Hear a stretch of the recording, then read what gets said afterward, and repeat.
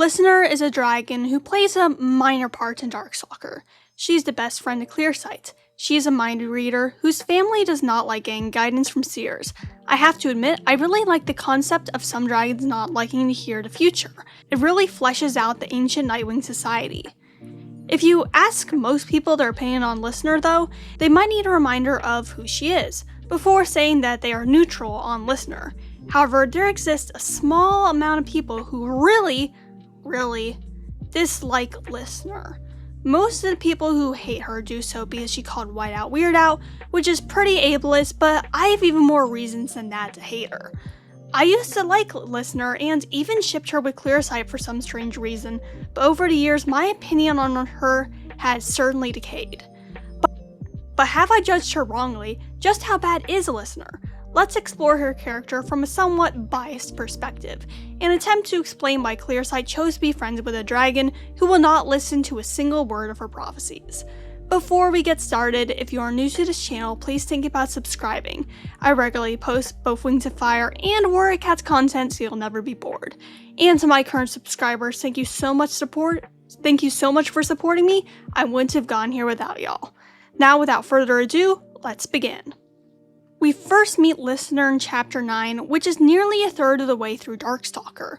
Listener is assigned by her teacher to look after Clearsight for the day. Upon learning that Clearsight is a seer, she says, "You're one of those," which is an incredibly rude thing to say to someone in my opinion. Listener also reveals that her family is superstitious about knowing too much about their own futures. Yet Listener decides to become friends with Clearsight, despite knowing that Clearsight could reveal parts of her future to her accidentally, as Listener is a mind reader and Clearsight can't control her thoughts 100% of the time. Whiteout then wanders in, and Listener proceeds to make fun of her. She calls her Weird Out behind her back, which is a cruel and demeaning nickname.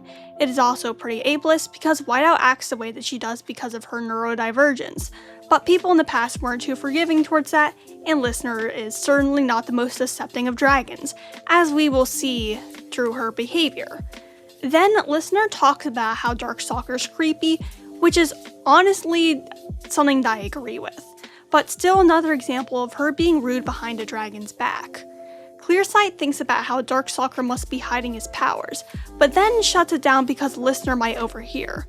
While Listener isn't supposed to be listening to Clearsight's thoughts at all, because she sees too much of the future, and listening in on someone's thoughts 24/7 would be a violation of their privacy. Listener should know how to block out others' thoughts by now, as the ancient Nightwing Empire stressed that to mind readers. Then the class got released for recess and Listener and Clearsight split up. Within one chapter, Listener called Clearsight one of those dragons, made fun of someone who Clearsight knows to be her future sister-in-law and her future boyfriend. Clearsight said that she wants to be friends with Listener because it leads to good futures, but Listener honestly seems like a volatile dragon who would be a nightmare to be around. In the next chapter, Listener's hypocrisy is highlighted. "I'm just saying," Listener tossed her head, "you could do better. There are at least 2 dragons in our classroom who think about you all the time." "Stop," Clearsight said, bumping her side.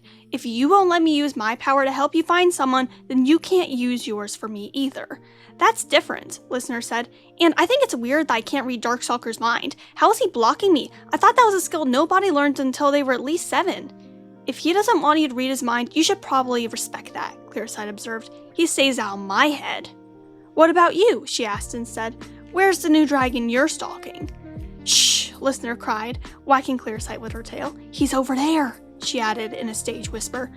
The dragon she flicked her tail at was half a courtyard away, joking with a pair of friends. He was tall and elegantly handsome, with the aloof expression that Listener always seemed to fall for.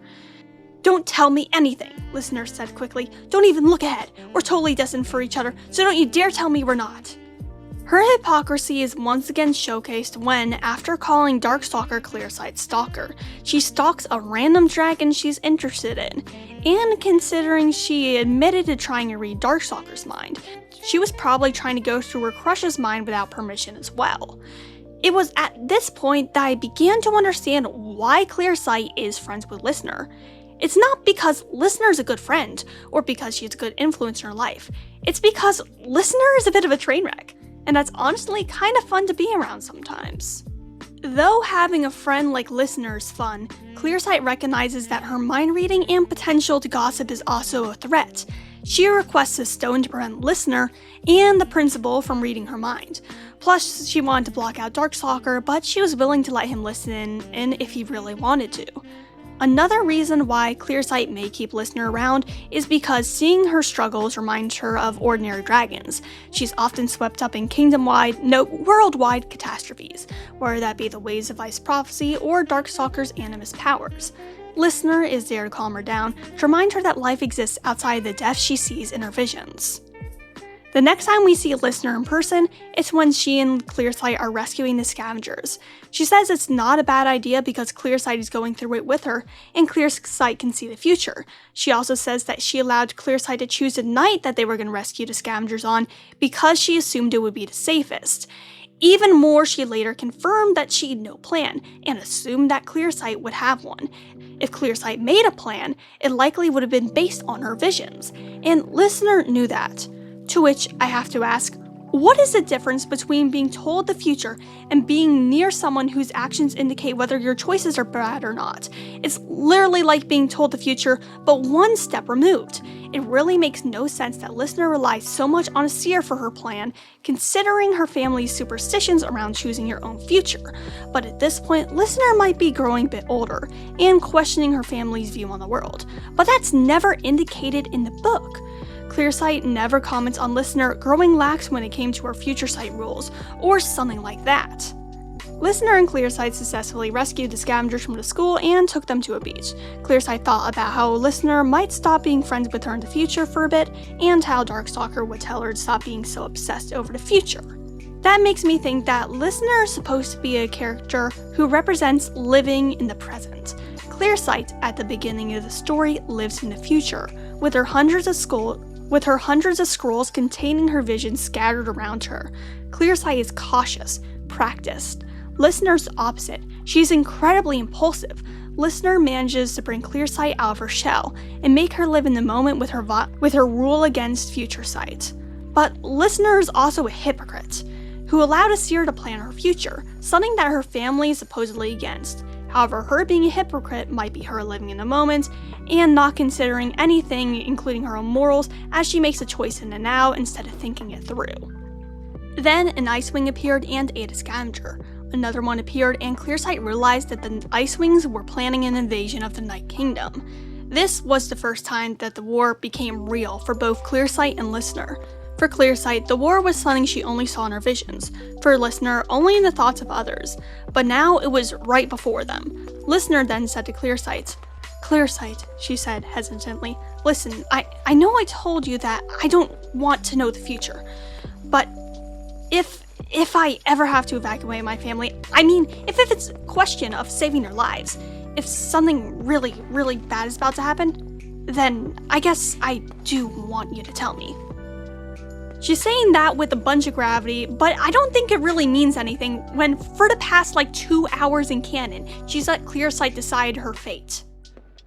The next time we see Listeners during the Diamond Jubilee, where she's excited to meet Thoughtful. Despite only talking to him once, she's convinced herself that she's one day gonna marry him. If there's one area where Listener plans for the future, it's consistently been in the area of boys.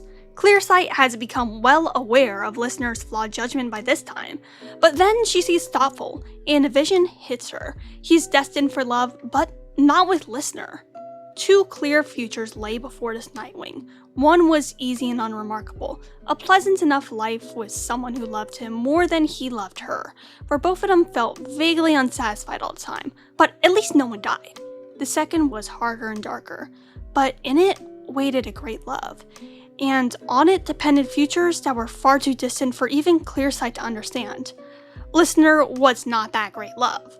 Unlike her previous crushes, this dragon could actually be hers if no one intervened, but he shouldn't be. He was meant for someone else.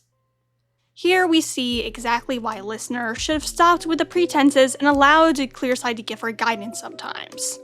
Clearsight agonizes over what to do when it comes to Thoughtful, but eventually she decides to push him towards the dragon that he's meant to be with, who happens to be Whiteout. Whiteout, much to listeners' dismay, instantly kicks it off with Thoughtful. Both of them are creative types, with Thoughtful being a glassblower and Whiteout being a painter who is constantly ridiculed for being weird because of her creativity. Whiteout sees things in Thoughtful's works that no one else did, impressing him. Listener is mystified, and I am happy. She honestly had this coming. She had made fun of Whiteout because of her neurodivergences, and now Whiteout stole the dragon she had been crushing on from her. What great revenge, especially since the two are confirmed to be pretty much soulmates by Clearsight. Then someone tried to kill Darkstalker. Listener reappears after Darkstalker kills Arctic. Clearsight tells her to take the entire tribe and leave the Night Kingdom, because there's a chance that she can't save them all from Darkstalker. Listener thankfully listens to her, and the entire tribe leaves from the Kingdom of the Night. That's the last we see of her. We don't know much beyond that, but the one thing that we do know for certain is that she does not end up with Thoughtful. Overall, I find Listener to be a very annoying character. But the thing is, I understand the exact reason why she's included in the text. She exists as a foil to Clearsight and Darkstalker. Clearsight, as I said earlier, lives in the future to the point where she made thousands of scrolls over the future and refused to actually go outside and touch grass. Darkstalker lives in the future too, to the point where he makes enchantments so that his future dragonets, which he has already named, can use them. Listener lives in the moment, making no plans and not wanting to hear the advice of someone who can see the future.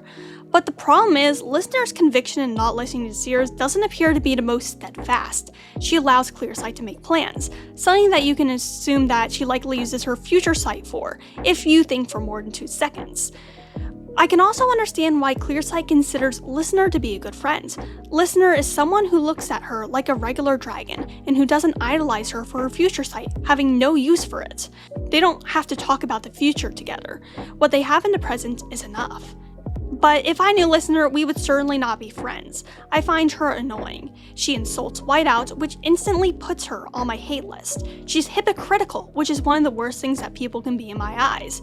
There's a difference between a character being complex and being a hypocrite. And unfortunately, I feel like Listener leans a bit too close to being a hypocrite for my tastes. Though she is annoying and a hypocrite, she is a fun character, full of constant drama. Because of that, I can almost understand why Clearsight chooses to stick around. So that's my opinion on Listener. The script ended up shockingly long for such a small character, but I really just needed to rant for a second. What do you think about Listener though? Was I too harsh on her? Comment down below. If you like this video, feel free to subscribe. I make Wings of Fire and Warrior Cats videos pretty often, and your support means a lot to me. And to those who are already subscribed, thank you so much for your continued support. I wouldn't have gone here without y'all. Peace, Rogan out.